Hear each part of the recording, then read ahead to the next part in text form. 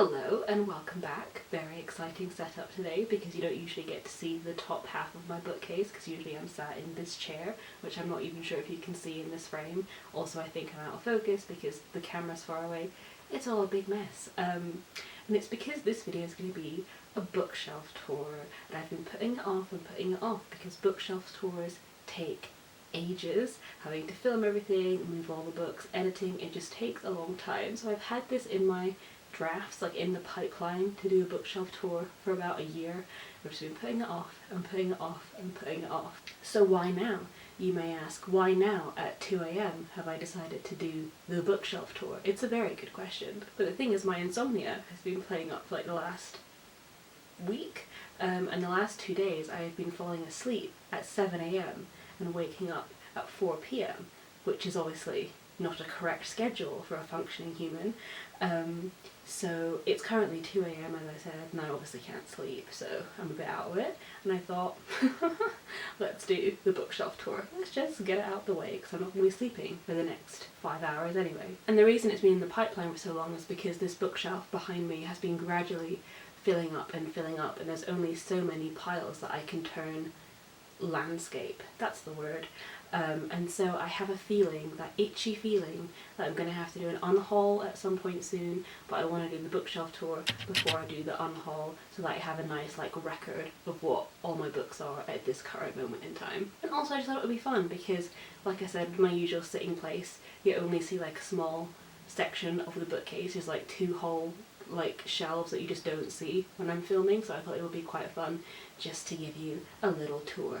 And like I said, bookshelf tours are notoriously long, so I need to stop and cut this intro right now, so this video isn't an hour. So with that being said, let's just get on with it. Also, I've moved the camera now, so the angle's going to be different, but I did just forget to say in the intro that I will not be doing this bookshelf because I've already done it on my channel, and it's a video called A Tour of My Childhood Bookshelves, because this bookcase is filled with all the books from my childhood. So I've already done a tour of this bookcase, and I will link it in the description. We will mainly be talking about the middle one today. Cool. So the top shelf seems like the most logical place to start, and as you can see, I don't really have a system in terms of genre. I basically just try and keep authors together and series together if I can, and the basic general organization is just books that are of the same size go together, just because I think it looks neater. Right, so starting over on the left here, we have The Language of Thorns by Leigh Bardugo, which is one of my favourite books by Leigh Bardugo, and it's the one that I hear talked about the least, but it's her collection of folk tales that take place in the Grishaverse, and I just love it. It's beautiful, gorgeous, stunning illustrations, impeccable. I love it. And then of course we have my beloved Cruel Prince trilogy, and then the companion illustrated companion novel called How the King of Elfcame. Wow, we're doing so well. How the King of Elfhame Learns to Hate Stories, all by Holly Black, of course. And then we have Strange the Dreamer and Muse of Nightmares. This is one of my favourite books of all time by Laini Taylor. I think it's gorgeous. It has every single element that I love, and I'm actually almost scared to reread it because I just will fall into a hole and not be able to think about anything else for a month. So this is one I will reread sparingly, I think, and I'm very excited to get back to it someday. We then have This Big Beast, which I think is a familiar sight on BookTube, which is The Priory of the Orange Tree by Samantha Shannon. And then Circe by Madeline Miller, another very familiar title. And then we have Ninth House, another book by Leigh Bardugo, and I think the reason I haven't got them together is just because thematically they're quite different, and I think just aesthetics wise the covers are different. That doesn't have a dust jacket. I did say I like to keep authors together, but I've already disproven that in the first shelf, so this is just going to be a little bit chaotic. And then here we have The Starless Sea, a really wonderful novel by Erin Morgenstern, and then Snowflake by Louise Nealon, which I read and loved this year. And this is Pandora's Jar, another new favourite, which I read and loved this year by Natalie Haynes. And over here, this is a beautiful ceramic whale that I got at the Zoology Museum in Cambridge. This is a random Russian doll that I have no idea where I got it.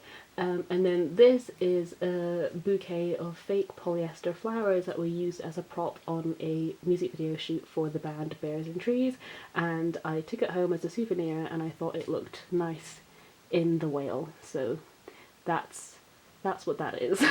Just giving my whale son a full moment of appreciation. I mean, just look at him. He's gorgeous. I think he's technically like a jug for water, but I just want him on display at all times, so there he is. That's his moment of glory. So here we are behind the first shelf, and it just took me like a million years to set up this shot because my tripod doesn't stretch that high. So I'm going to try and do this quick because I know the angle is very awkward, I'm sorry. So all the way on the left we have The Jungle Book by Rudyard Kipling.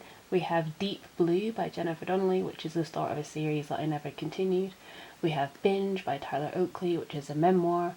We have two Paula Hawkins thrillers, The Girl on the Train and Into the Water. We then have some of Carrie Hope Fletcher's published books. First of all, her sort of memoir advice book, which is All I Know Now, and then 3 of her fiction novels, which is On the Other Side, All That She Can See, and When the Curtain Falls. Then unfortunately we have Harry Potter and the Cursed Child. We've got The Girls by Emma Cline. We have Caraval by Stephanie Garber, which is basically a poor man's The Night Circus. Anyway, let's move on. We then have When the Dogs Don't Bark, which is a forensic science memoir non-fiction book by Professor Angela Gallup. We then have Sorcery of Thorns by Margaret Rogerson, and 8 Detectives by Alex Pavesi, which is a wonderful sort of Agatha Christie-esque detective book that I read last year and absolutely loved. We then have Mythos by Stephen Fry, which is Stephen Fry's retellings of the Greek myths. We then have This Much Is True, which is the autobiography from Miriam Margolyes. We have Leave the World Behind by Ruben Alam. We have The Comeback by Ella Berman. We have this very irritatingly shaped copy of The Wonderful Wizard of Oz by Frank L. Baum. And then we have this paperback copy of I'll Be Gone in the Dark by Michelle McNamara, which obviously is an outlier here as the only paperback, but it's a very awkward shape and doesn't fit on any other shelf. And now we come down to the second shelf, another one which is out of view when I do my usual videos, and it is more hardbacks, but they are just like slightly smaller hardbacks. So over on the left we have 2 novels by Deirdre Sullivan, Savage Hair Reply and Tangleweed and Brine, which are both beautiful retellings of Irish folk tales, and they have really gorgeous illustrations in them too. Then we have The Big Beast, which is Plain Bad Heroines by Emily M. Danforth. We then have The Boy, the Mole, the Fox and the Horse by Charlie Mackesy, which was absolutely everywhere like a year ago, and even still, to be honest. We then have a gorgeous hardback edition of The Bloody Chamber by Angela Carter, my favourite book of all time. We then have The Princess Diarist by Carrie Fisher, which is like her memoir at the time of working in Star Wars, so it takes like her diary entries from when she was 19 and filming the Star Wars franchise. We then have Why I'm No Longer Talking to White People About Race by Rennie Edo Lodge. We have My Favourite Manson Girl by Alison Umminger, which is one of my favourite YA novels when I read it as a teen. We then of course have Sally Rooney, so we've got Normal People and Beautiful World, Where Are You? Continuing with Irish authors, we have Sarah Crossan and Here Is the Beehive, which is a novel told in verse. We have Saltwater by Jessica Andrews. We have The Midnight Library by Matt Haig. We have Anna Hope's Expectation. And then we have 2 Taylor Jenkins Reid novels, which is Daisy Jones and the Six and Malibu Rising. And at the very end here we've got Alice's Adventure in Wonderland by Lewis Carroll, of course. We then have The Secret Garden by Frances Hodgson Burnett. We then have the Everyman's Library Children Classics versions of Grimm's Fairy Tales and Hans Christian Andersen's fairy tales. And then we have the 3 poetry anthologies by Chris Riddle. And this is just a little ceramic thing that holds bookmarks, which I never use. I prefer a train ticket, apparently. And then behind the second shelf we start with The Scarecrow and His Servant by Philip Pullman, another very awkwardly shaped book, which I just had to fit in wherever. We then have 2 Michael Morpurgo books, Born to Run and Running Wild. We then have Luca and the Fire of Life by Salman Rushdie. We then have Genuine Fraud by E. Lockhart, and annoyingly this is the only E. Lockhart book that I own in hardback, so the rest of her books which I own are all in paperback, but they're not all like happily together as one family on my shelf, which is sad, but that's just the way it goes. We then have 2 novels by Patrick Ness, The Rest of Us Just Live Here and Release. We then have Aurora Rising by Amy Kaufman and Jay Kristoff, which I believe is the first in a trilogy, which I'm never going to read, so I might as well just get rid of this at some point. We then have Find Me by Andre Achiman, which is the sequel to Call Me By Your Name, which is unnecessary. We then have Unfiltered, which is Lily Collins' memoir. We have The Doll Factory by Elizabeth McNeil. And then we have 2 John Green books, which is Turtles All the Way Down, which I loved, and my special green Project Frostum edition of The Fault in Our Stars. And then over here we have Meet Cute, which is a YA anthology of like different romance stories, all containing a meet cute, obviously. And then we have to swivel the camera slightly over this way. And then over here we have Wink Poppy Midnight by April Genevieve to Chalk. And then we have The Gentleman's Guide to Vice and Virtue and The Lady's Guide to Petticoats and Piracy, both by Mackenzie Lee. And then here we have Resurrection Girls by Ava Morgan. We have Rain and Delilah's Midnight Matinee by Jeff Zentner. We then have Sawkill Girls by Claire Legrand. We have House of Salt and Sorrows by Erin A. Craig, and that's a 12 Dancing Princesses retelling. And then over here in the corner, I'm not even sure if you can see this from the angle, but we're just gonna go with it, is Miss Peregrine's Home for Peculiar Children by Ransom Riggs. And then this blue book, tucked all the way over here, is Tangle Wreck by Jeanette Winterson. And then really tucked away, I mean like here, I don't even know if like my hand's getting in the way, like here, this is The Princess Saves Herself in this one, which is the poetry anthology by Amanda Lovelace, which I didn't enjoy, so that's why it's like tucked away. And now down on the third shelf, we're still in the hardback territory, but now we're in like teeny tiny hardback zone. So over here we have The Enchanted Lake by Sinead de Valera, we have Secrets for the Mad by Dodie, we have Tales from Moonwind Valley by Tobe Janssen, we then have this gorgeous vintage copy of The Looking Glass, which B got for me. We have Notes on a Nervous Planet by Matt Haig, we have The Last Elf by Sylvana de Marie, and then here we have the Carry On series by Rainbow Rowell, so we have Carry On, Wayward Son, and Any Way the Wind Blows. And then we have two Neil Gaiman novels, which is Coraline and Neverwhere. And this is the little Christmas bauble that I got from John Lewis, which is also a snow globe. Isn't she beautiful? And when we get our tree, she will be going right on there. Pride of place. We then have The Invisible Life of Addie LaRue, and then we have the anniversary, 1 year anniversary edition of The Invisible Life of Addie LaRue, both by B. Schwab, obviously.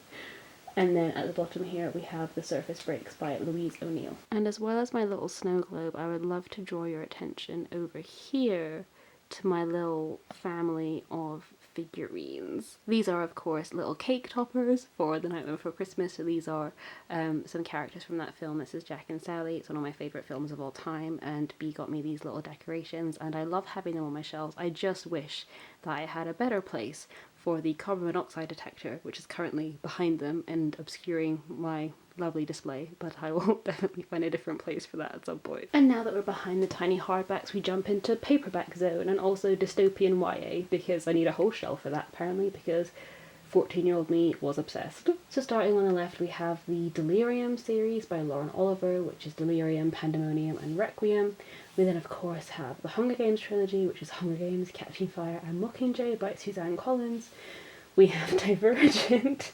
Sorry, I'm just laughing because these books were like my whole personality when I was 14, so this is just like a little trip down memory lane. Anyway, we have Divergent by Veronica Roth, Insurgent and Allegiant. We have the Maze Runner series, which is Maze Runner, Scorched Trials and the Death Cure. We have, unfortunately, Ready Player One by Ernest Cline, and I actually want to get rid of this because it is a terrible book and he is a terrible person, so boo. We then have Ender's Game by Orson Scott Card, which I read for a book club, like, in high school, and I've since heard that he's a horrible person, so I want to get rid of this as well. These are why bookshelf tours are so great, because like, I'm already, like, mentally clearing space for better books. And then on the end here, we have the Slated trilogy, which I actually think is a quadrilogy, quartet, that's it, that's the word I'm looking for.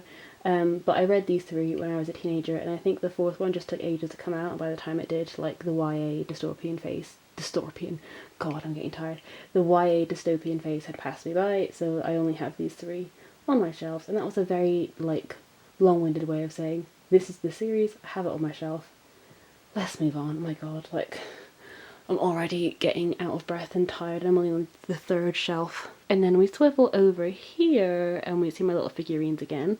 And we have these two sort of little mini books that were free for World Book Day. So we have Kindred Spirits by Rainbow Rowell and then Christmas with Billy and Me by Giovanna Fletcher. We have Scythe by Neil Schusterman, which is the first in like the Scythe trilogy. Actually, it might be 6 books, I'm not sure, but only like 3 of them are out. We then have the iconic Matched trilogy, which was fucking terrible, but it was my gateway to YA dystopian novel, so it has a special place in my heart, and I'm never getting rid of this trilogy, even though I definitely should. And then at the bottom here, we have Starters and Enders, both by Alyssa Price, again, some sort of variation on YA dystopian sci-fi government is bad type thing. And so now we're in shelf 4, which is pretty much firmly YA with a few exceptions of books that just don't fit anywhere else. So starting over here on the left, we have A Lesson in Thorns by Sarah Simone, which is the erotica / porn novel that I accidentally asked for Christmas. I didn't realise it was erotica, and my dad bought it for me, and I opened it very red-faced on Christmas Day when the realisation was made. We then have My Best Friend's Eclecticism by Grady Hendrix, and then down here we also have the little, like, Stranger Things Peanuts figures, so that's Mike and that's Will.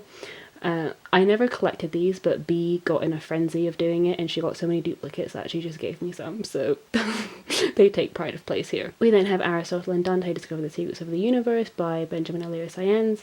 We have Ask the Passengers by A.S. King. We have It's Kind of a Funny Story by Ned Vizzini. We have Hateless by Jennifer Brown. Draw the Line by... I can't remember. We then have Slasher Boys and Monster Girls, which is a horror anthology from YA authors.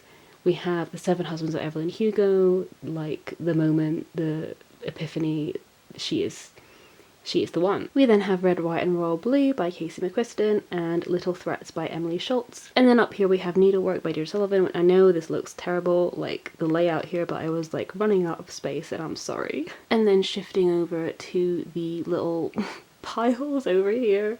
These are how you can tell that I am running out of space because I've had to stack them. Landscape. So up here we have Dare Me by Megan Abbott, we have Call Me By Your Name by Andre Achiman, we've got my whole E. Lockhart collection, which is again, The Boyfriend List, Dramarama, The Disputable History of Frankie Landau Banks, We Were Liars and Fly on the Wall, and then down here are Rainbow Rowell books, because we were all whipped for Rainbow Rowell back in the day. So I've got Attachments, Fangirl, and Eleanor and Park. Up here we have All the Bright Places by Jennifer Niven, we have The Hate You Give by Angie Thomas, we have The Curious Incident of the Dog in the Nighttime by Mark Haddon, we have The Perks of Being a Wallflower by Stephen Chbosky, we have The Spectacular Now by Tim Thorpe, which I thought was like criminally underrated. We have Kill the Boy Band by Goldie Moldavsky, and then we've got Becky Albert Halley's books, which is Kate in Waiting, and then her like Simon verse trilogy, which is Simon vs. the Homo Sapiens Agenda, The Upside of Unrequited, and Leah on the Offbeat. And then over here tucked in the corner, which is not YA, is Out of Love by Hazel Hayes. And again, if a book seems out of place on my shelves, it's just because I don't have a dedicated section for it, and that's just where it's going to be for now. And here we have the behind of the 4th shelf, which you can tell is stacked within an inch of its life because I have a problem when it comes to buying books and I'm rapidly running out of space. So way over on the left here in shadow is Love Drugged by James Clyde, which is a YA novel I remember nothing about. At the top here, barely visible, is Forever by Judy Blume, who is like the queen of YA. We then have The Manifesto on How to Be Interesting by Holly Bourne, and then of course we have John Green, because who was not obsessed with John Green? I do not buy this bullshit that like the internet has turned on John Green and he was like never a good writer. I think he got a stupid amount of hate, and he is a very talented writer, and I owe a lot of my teen years to him, so that's not hate. So we have my original copy of Fault in Our Stars, we have the black edition that I got free at a Paper Towns screening where I met John Green and he signed my copy of Paper Towns, which was very exciting. We then have Looking for Alaska, we have my signed edition of Paper Towns, we have An Abundance of Catherines, and we have Will Grayson Will Grayson by John Green and David Levithan. And then down here we've got Palo Alto by James Franco, which is an anthology of short stories that then inspired the film by Gia Coppola, which is one of my favourites. And then down here we have You Know Me Well by Nina LaCour and David Levithan, and Nick and Nora's Infinite Playlist by Rachel Kahn and David Levithan. And then in pile number 2 we have All of the Above by Juno Dawson, we have Spellbook for the Lost and Found by Maura Fowler Doyle, we have The Graces by Laura Eve, we have Stags by Emma Bennett, which I don't know why I still have this, I hated this book. So much that I even did like a rant review, which is the only rant review I've ever done in like my 7-year booktube history. That's how much I didn't like this book. And then we have Finding Audrey by Sophie Kinsella, we have My Sister Lives on the Mantelpiece by Annabelle Pitcher, and you can tell like these books don't really fit with like the others. The others are YA and these are just like, I don't know where to fit these. So then we have Still Alice by Lisa Genova, which is like an Alzheimer's memoir, so like this is very out of place. We have Room by Emma Donoghue, again out of place. We have The Devil Wears Prada by Lauren Weisberger, again out of place. None of these are YA. And then moving across to the last, oh, I'm not going to film it from here, that is a shite angle. Right, that's a bit better. At the top here we have Love, Rosie and The Book of Tomorrow, both by Cecilia Ahern. We have 2 Alice Oseman novels, Radio Silence and Loveless. We have A Conversation with Friends by Sally Rooney. Again, it's an outlier, it shouldn't be with the YA, but it's fine, we move. We have To All the Boys I've Loved Before by Jenny Han. We have We All Looked Up by Tommy Wallach. We have Beautiful Broken Things by Sarah Bernard. And then over here we have My Heart Goes Bang by Kara Stainton, and then 4 of the like steamy romance books that I read for a reading vlog last year. So that is The Hating Game by Sally Thorne, The Roommate by Rosie Denan, The Kiss Quotient by Helen Huang, and Get a Life Chloe Brown by Talia Hibbert. Now I have to put all of those back up here. And do you see why I hate doing bookshelf tours? Why was this an idea? Why did I think I could do this at 2 AM? And we have arrived at the 5th shelf, which is similarly stacked to the 9s because, let's say it again, I cannot control my book buying habit. So over here on the left we have Death in Her Hands by Tesha Moshfegh, which is a wonderful book, and here is a wonderful little pup in a boot for some reason. And then up here we have The Loneliest Girl in the Universe, which is YA sci-fi. We have The Strange and Beautiful Sorrows of Ava Lavender. We have The Price Guide to the Occult, both by Leslie Walton.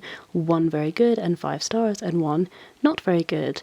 And I realise now I should probably specify which one. Ava is the one that is very, very good, and I loved it so much. We then have To Kill a Kingdom by Alexandra Christo. We have The Long Way to a Small Angry Planet by Becky Chambers, and I really desperately want to read the rest of the novels in Becky Chambers' like sci-fi series, because I really, really loved this at the time. We then have The Shining by Stephen King. We have The Night Circus by Erin Morgenstern.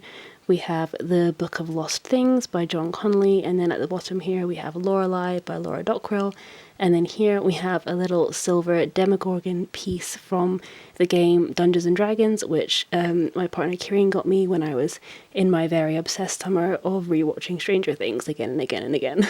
And then moving on to pile number 2. We have The Humans by Matt Haig. We have Perfectly Preventable Deaths by Deirdre Sullivan. We have Poisoned by Jennifer Donnelly. We have My Sister the Serial Killer by Oyinkan Braithwaite.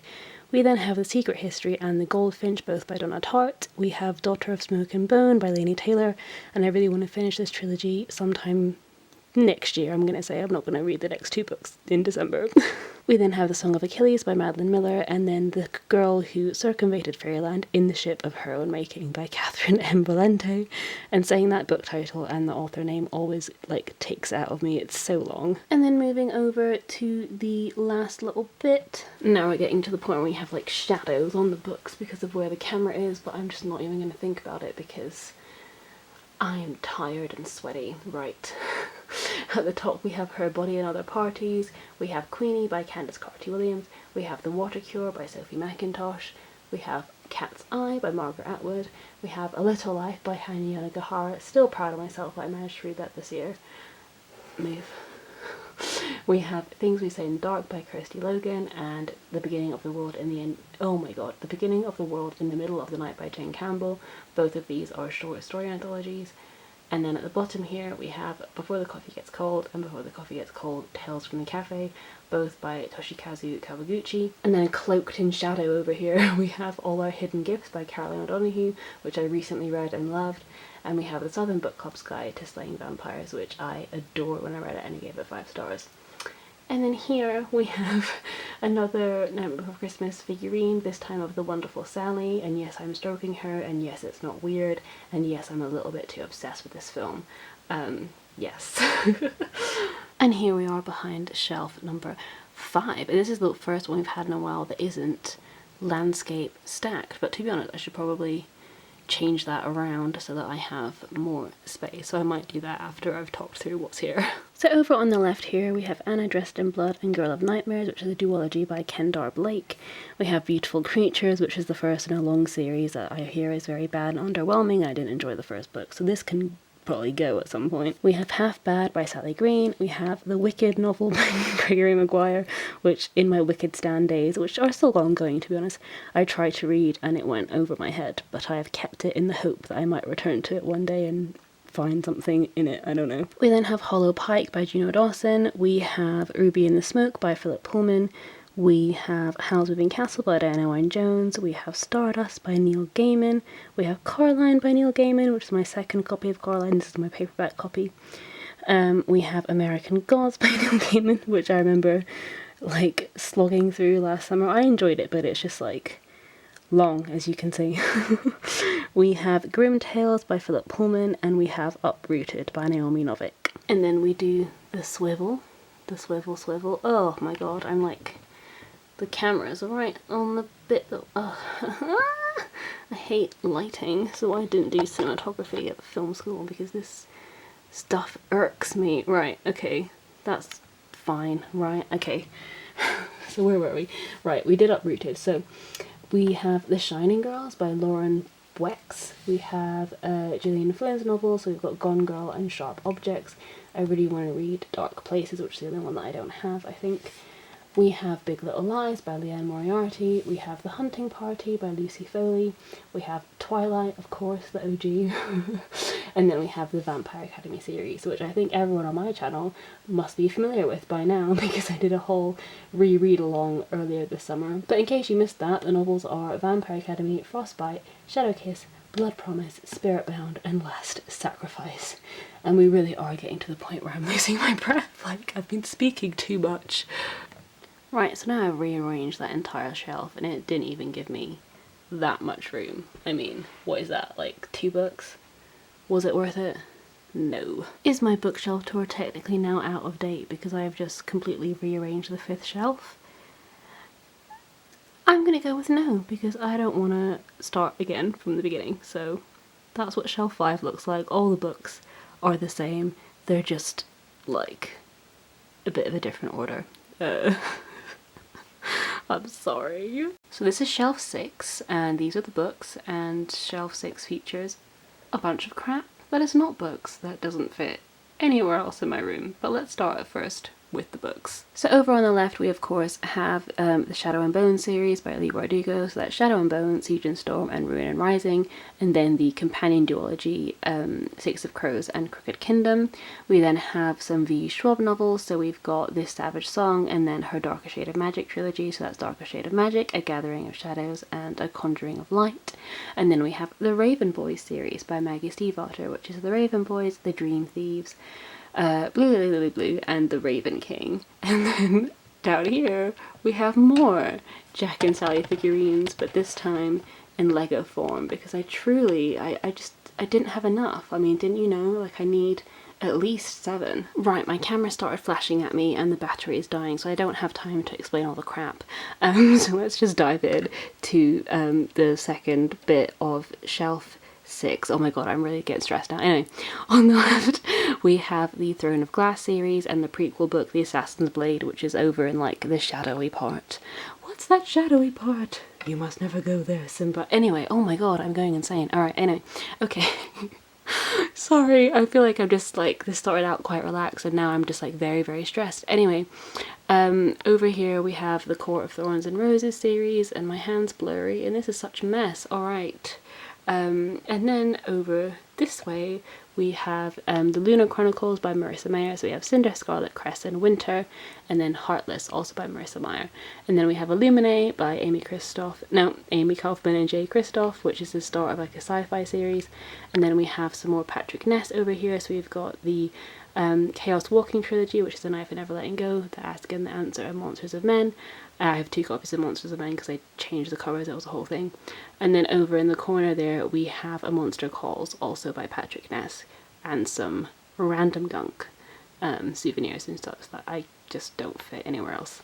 Okay, I went and charged my camera for a bit because I didn't want to like spend the last 10 minutes of this video or whatever like stressedly yelling at you. So we're back. This is shelf 7. It is like the classics-ish shelf and a little bit of poetry, and this is the only shelf on the bookcase which isn't like double stacked, if that's the word. There's only like 1 row of books on this shelf because I don't read very many classics, but this is the dedicated shelf for classics and like other miscellaneous stuff that doesn't fit anywhere else. So Starting over on the left, we have a couple of memoirs, which I don't really think I have a place for anywhere else, so they go on the classic shelf. And that is Yes Please by Amy Poehler, Bossy Pants by Tina Fey. We have Heartburn by Nora Ephron, which is kind of like a semi-fictionalized memoir, you know, drawing a lot from Nora Ephron's own life and marriage. And then we have Carrie Fisher's two memoirs, Wishful Drinking and Shockaholic, and then her novel Postcards from the Edge. We have a non-fiction novel by John Ronson called The Psychopath Test, which I had to read for my sixth form EPQ, which is a fantastic, fantastic book. We then have How Novels Work, which is a non-fiction novel that I think was on a syllabus for something, but I never read it, so here it lies, collecting dust. We then start to get into the classics, so we have To Kill a Mockingbird by Harper Lee, we have What We Talk About When We Talk About Love by Erwin Carver, we have my original copy of The Body Chamber by Angela Carter, which is full of like highlights because I read it for school and absolutely devoured it. We then have Dracula by Bram Stoker, we have The Ballad of the Sad Cafe by Carson McCullers, we have A Portrait of the Artist of the Young Man by James Joyce, we have Lolita by Vladimir Nabokov, we have Hangman by Shirley Jackson, which I recently read and absolutely adored, we have Candide or Optimism by Voltaire, we have Man and Superman by George Bernard Shaw, we have Hard Times by Charles Dickens, Great Expectations also by Charles Dickens, Madame Bovary by Gustave Flaubert, The Great Gatsby by F. Scott Fitzgerald. We have two of Roald Dahl's sort of adult anthologies, which is Skin, and also The Wonderful Life of Henry Sugar, The Wonderful Story of Henry Sugar, sorry. And then I have a duplicate copy of that because it was gifted from somebody. We then have Girl Interrupted by Susanna Kaysen. We have The Bell Jar by Sylvia Plath. We have She Must Be Mad by Charlie Cox, which is a poetry anthology. We have Answering Back by Caroline Duffy, well edited by Caroline Duffy, which is another anthology of poetry. We have Enduring Love by Ian McEwan on Chesil Beach, also by Ian McEwan. The Wasp Factory by Ian Banks. The Only Story by Julian Barnes. We have It's Hard to Be Hip Over 30, which is a poetry collection by Judith Yorst. We have Wuthering Heights by Emily Bronte, Jane Eyre by Charlotte Bronte, Unicorn, which is a poetry anthology by Angela Carter, Queen of My Heart.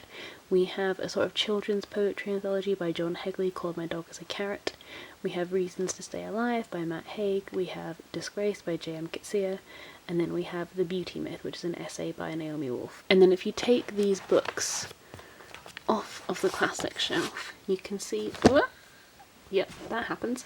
But you can see just peeking behind there, because they're awkward shapes, they don't fit anywhere else, is the His Dark Materials series. So back there we have Northern Lights, The Subtle Knife, and of course the Amber Spyglass, which make up the His Dark Materials trilogy by Philip Pullman. At the very bottom we have some books that I need to sort through, let's ignore that, and then some graphic novels, which I'm not going to go through in detail because I have a whole entire video of my graphic novel collection, which I will link in the description, which is this entire shelf, and also that shelf up there, which you can vaguely see from here, where all the CDs and clutter is. That's my second graphic novel shelf, and I go through those in a lot of detail in my graphic novel collection video. Right, so now that we've done the central bookcase, that brings us over here with like the first three shelves of this bookcase, which I'm not going to go through in like so much detail because it's pretty self-explanatory what each of these shelves are for, but I will run through them very quickly. So at the top here we very clearly have a series that we all know what it is, by an author who shall not be named because of their shitty views, but this is a series that I grew up with and adored as a child, which I'm sure a lot of you had as well and have now had to like reconcile my relationship a little bit with it, but that is my collection of stuff up there, which I will probably not be adding to at any point in the future because I don't want to be financially supporting a turf. But anyway, that is my collection as it stands currently, and yeah, I don't know what else to say about that. Oh, apart from the fact that as well as the main series and my various editions, I also have a paperback copy of My Immortal, the infamous fanfiction, which I'm quite proud to own on my shelf. I think it's quite funny. Oh, and also this is my dog's collar, my dog Cleo, who passed away in 2018 after 15 years of being part of our family. This is her collar, and it's still covered in her hair, which sounds a bit gross, but I love it and cherish it very dearly, so yes. And then moving down to the second shelf, we have a lot of, you know, gunk on the shelves as always, but it's my Rick Riordan shelf. Over here is a beautiful paper structure that Bea made and illustrated with scenes from the film Lady Bird, which is one of my favourite films of all time, and it's gorgeous, and my friend Bea is just stupid talented, it's not fair. But anyway, this is my Rick Riordan collection. So we've got Percy Jackson, Heroes of Olympus, and then the Magnus Chase series and the Trials of Apollo series. This whole series obviously takes up an entire shelf, and then this obviously is not a Percy Jackson book, but this is just where I put books that I've read during the month, so that when it comes to do my wrap up, I know what I've read in the month and I can just take it off the shelf. So it's not like a permanent book here just randomly. That's just where I keep what I've read during the month, so I can keep track of it. And then moving down from the Rick Riordan shelf, we have the Cassandra Clare shelf, which is the main focus behind me in my videos when I'm sitting. Oh my god, you can see it right behind me. So obviously we just have, oh my god, I keep kicking the tripod. We just have the main, all of the Cassandra Clare books, I think, that have been published. I'm missing like one or two, but obviously when I get those 1 and 2, it's going to be very difficult to place them because the shelf is like at capacity. But we have the Infernal Devices, we have the Mortal Instruments, we have the Dark Artifices, the first 2 books in the Eldest Curses, and then also the Last Hours. There's a lot of series, I don't know. But I know that I'm missing like 1 or 2 books. And then moving down here, I have this shelf, which is chock-a-block of all of the Agatha Christie books that I own, and also every single non-fiction film-related book that I own, so all of my film textbooks, all of my reference books, which I think I actually might go through in another video. Like I might do a whole video on like the film books that I own, just for anyone who's interested in that. And I don't know if I've gone through my Agatha Christie. Should I do that really quickly? Oh god, I'm like running out of memory on my card. Because of where my chair is positioned, this is as close as I can get, so you probably can't read the titles of my little black classics, but that's okay. I'm probably going to do a video on them at some point in the future, and then I'm going to move them out, and I'm going to talk about my Agatha Christie's like in record time. And then this is just The Fellowship of the Ring, which I DNF'd years ago. And then that is Curtain, Hercule Poirot's Last Case by Agatha Christie. And then on the left we have Murder is Easy by Agatha Christie, which is the only hardback of hers that I own. Yep, I used my brain and took it off the tripod because that made more sense. Anyway, we have Sparkling Cyanide, Appointment with Death, and Then There Were None, Murder on the Orient Express, The Clocks, The ABC Murders, Murder in the Mews, Death on the Nile, The Murder of Roger Ackroyd, The Body in the Library, They Do It with Mirrors, 4:30 from Paddington, 4:50, sorry, A Caribbean Mystery, Sleeping Murder, and then that one copy of Murder is Easy. And there you have a completed bookshelf tour. I'm really sorry it got a bit haphazard towards the end. As you can see, I've changed from the outfit that I was in at the beginning of the video because I got very sweaty and overwhelmed and overexerted, and that's why I don't go to the gym, because I have booktube for that. It was ridiculous. Anyway, I've rambled on enough. It is 5 AM. I've been filming for 3 hours, so I'm gonna go, and I will see you very soon with another video soon. Thank you so much for watching. Bye.